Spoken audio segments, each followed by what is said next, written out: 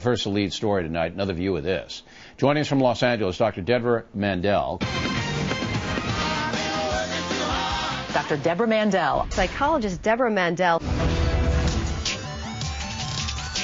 Dr. Debra Mandel. Debra Mandel. Psychologist Dr. Debra Mandel.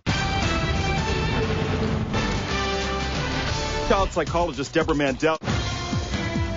Relationship expert and author Dr. Debra Mandel. Now on Larry Elder. Live from Hollywood. Psychologist and author Dr. Debra Mandel. Thanks for being here. Have a seat. But I think it's too glib and too easy to say Stockholm Syndrome, bang, bang, bang, that's what happened. I have worked with people who have been chronically molested and abused and terrorized, even people who were part of cults. And the reality is that when they have loving, caring people around them, they don't just throw that away. That's not what they do. So whether it's Stockholm Syndrome, whether it's post-traumatic stress disorder, whether it's some other reality that's going on for this boy, he is most likely a very traumatized child who's going to have a lot of things to deal with. And I don't think that he was just falling into the trap of being happy to be away from home. Doctor, I don't know. I hope I'm wrong about this. I hope you're right. Why is it that we get so tongue-tied when we're in that situation with the boss? I think that we should all have about 10 items that we have in our background that we can use just about anywhere. If we're in a party situation with the boss, if we're in a social situation where it's a company dinner, so that you have a few things that you can check in about. Like I said, they like to talk about themselves. It's always good to say something like, How are you doing? How are you doing? What's your favorite part about being a boss? What do you love about your company? When I think of somebody snapping, I think of, one moment of lapse of judgment. She had 900 miles to change her mind.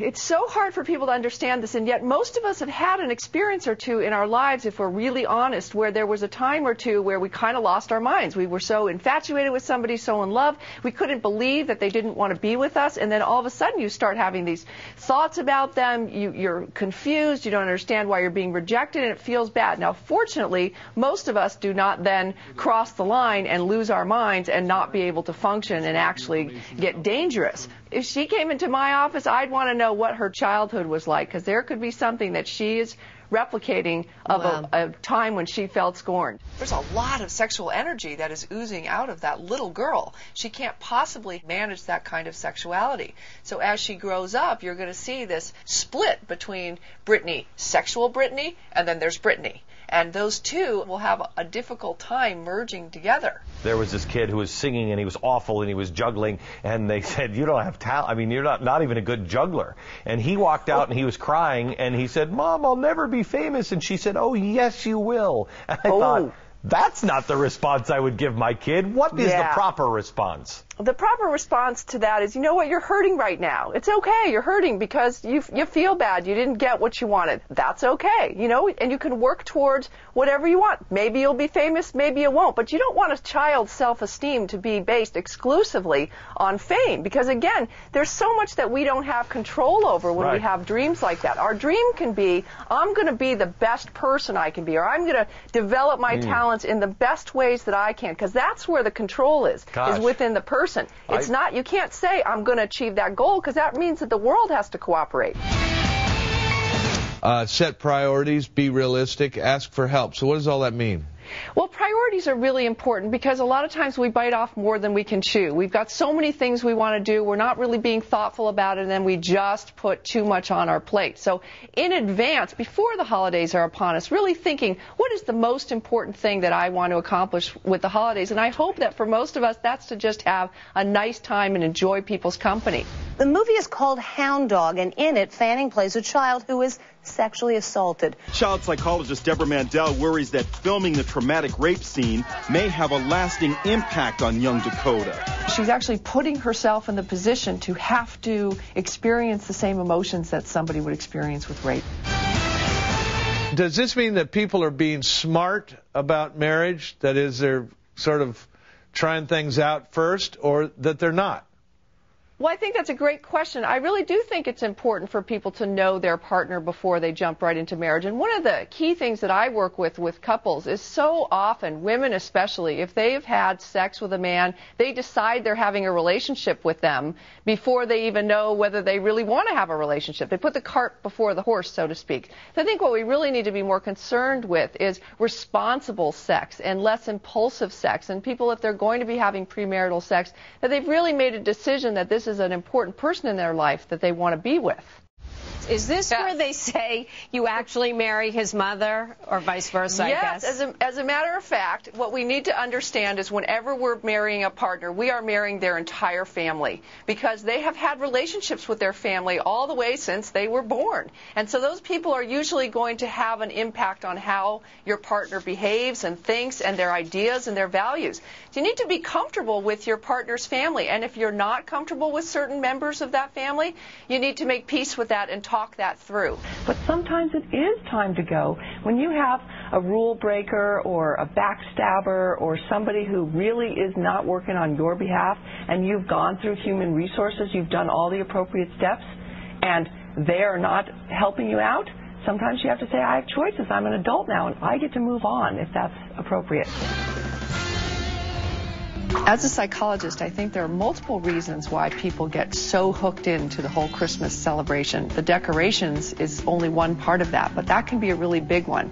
For some people, it is the symbol of their childhood in terms of having had really luscious experiences, and they want to preserve that and keep that alive. The truth is as human beings, we always have a little bit, at least, of a selfish motive. There's always something in it for us, too. So around Christmas time, you can see adults walking around, and they're usually saying, oh, we do this grand thing for the kids.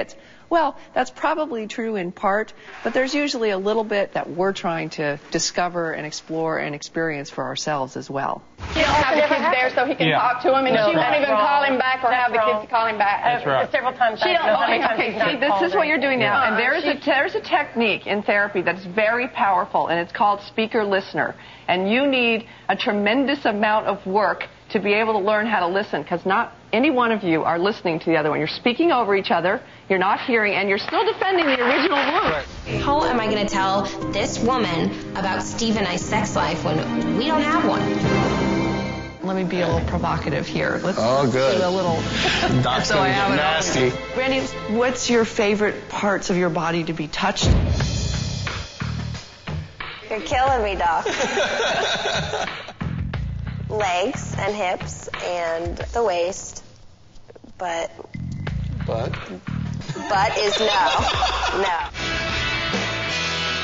Oftentimes when couples are together and one is making a change, especially if the husband is making a change, a wife can get very threatened. She can become very insecure and start to do behaviors that actually sabotage the progress for the partner.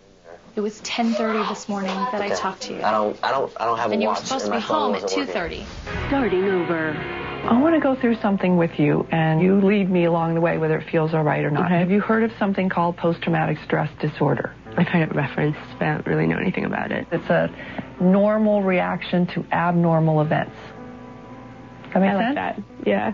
Trauma is something that's already happened, right, but your body's living in it as though it's still happening now. The 750-pound man. Morbid obesity is basically defined as being over 100 pounds overweight.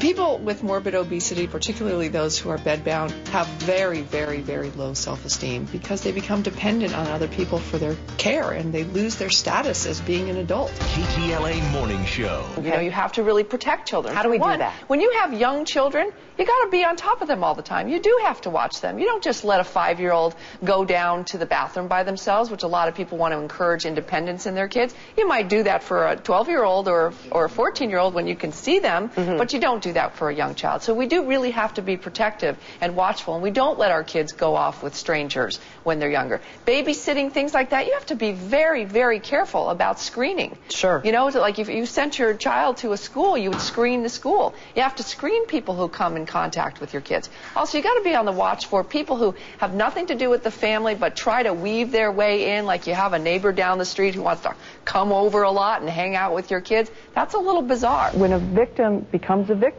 you have no power. And so you're actually put in a more childlike position. Somebody has taken away your power, and so you don't think to blame the perpetrator. You think, I must have done something wrong, just like a child does when parents are fighting. Wow. You guys are all nodding your head like that totally makes sense to you.